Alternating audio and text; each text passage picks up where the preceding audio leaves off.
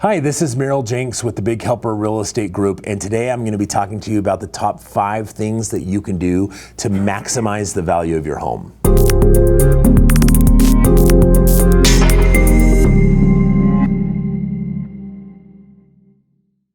There are a number of things that you can do that don't cost a ton of money and that do give you a good ROI, so that's what I want to talk about. Number 1 is paint and carpet. If your home needs paint on the inside or outside, it is one of the best things that you can do and relatively inexpensive things that you can do that's going to really make your home show nice, smell nice, look nice.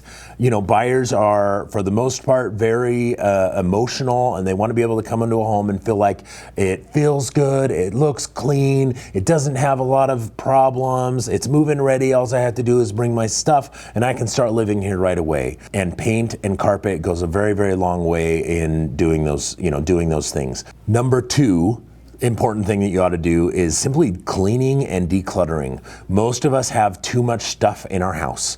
It is well worth the money to rent a storage unit and move a bunch of the stuff that you have in the house out into the storage unit. Rooms that have too much stuff in them, it can just make the rooms feel small and cramped. You want everything to feel nice and bright and open, and a lot of times that means you're going to have to move some of your extra furniture and things that you don't absolutely need to live there. Move those things out so that the home, again, feels more open and airy. You know, do the best you can to have the home really smelling nice, not having any pet odors, or, you know, simple things like that go a long way in terms of how a buyer is going to feel about your home when they're buying it. The third item is going to be decorating.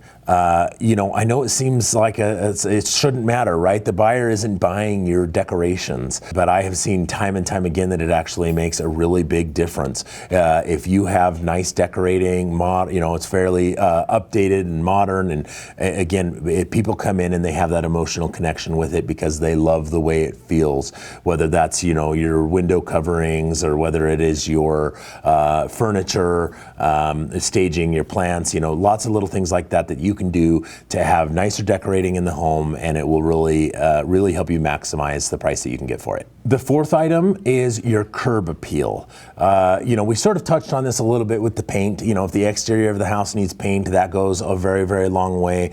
But also, I mean, you know, weeds, obviously, maybe adding a little bit of rock into the landscaping so that it doesn't look so sparse, and maybe adding some potted plants and some flowers, you know, adding little seating areas in the backyard by the pool with an umbrella, little things like that. I call them moments. Like, you create these moments in the home that people see and they envision themselves laying out in those chairs by the pool. It's a lifestyle thing.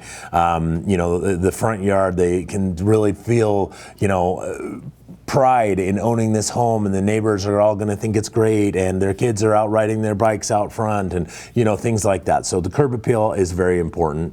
And the last item is taking care of any deferred maintenance items. Now, when I'm talking about deferred maintenance, I'm really, again, I'm not talking about needing to do upgrades, changing out the countertops and remodeling the bathrooms or anything like that. I'm just talking about fixing things that you know are broken and aren't working.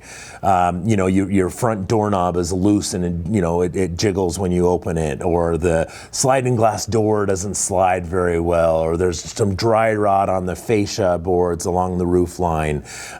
Things like that. When buyers come into a home and they see if they just see a couple of things like that aren't maintained, it's a red flag for them that there's going to be a lot more things that an inspector might find when they do the home inspection, and suddenly it's going to turn into this massive list of problems that the home has. So if you can just at least fix the visual things that you know about, again, a lot of that stuff does not cost a lot of money, but get those things fixed, get them looking nice, so that the buyer does not feel like there's a lot of deferred maintenance in the home.